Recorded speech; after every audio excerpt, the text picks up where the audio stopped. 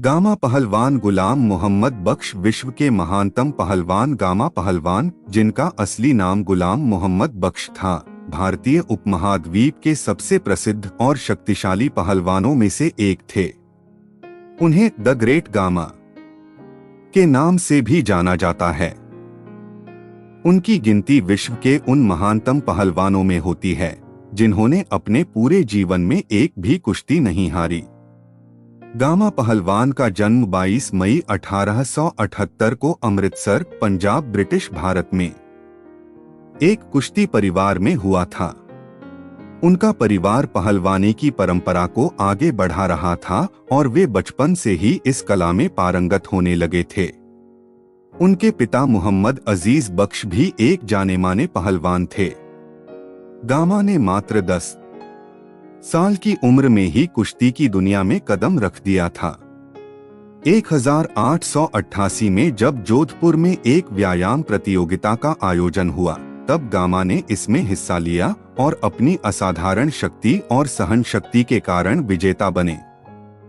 इस घटना के बाद उन्हें कई पहलवानी अखाड़ों में प्रशिक्षण का अवसर मिला।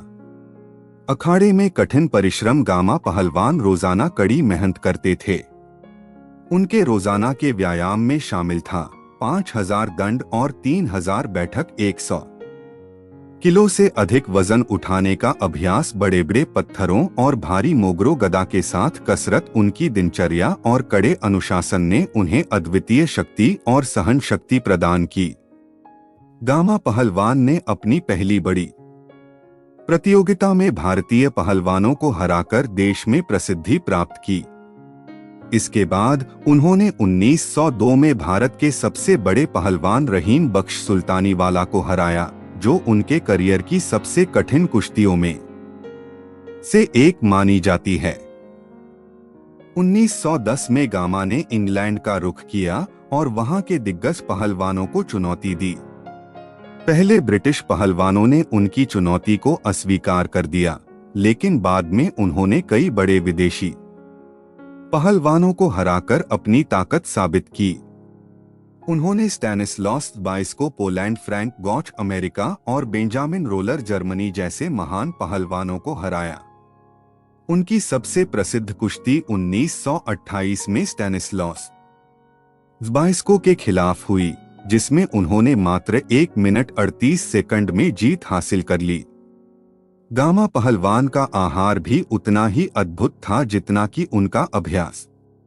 उनके दैनिक आहार में शामिल था 10 लीटर दूध, 6 देसी मुर्गे, 500 ग्राम बादाम, अन्य पौष्टिक पदार्थ जैसे घी, मक्खन और फल। उनकी खुराक और कठोर अभ्यास ने उन्हें असाधारण रूप से शक्तिशाली बना दिया।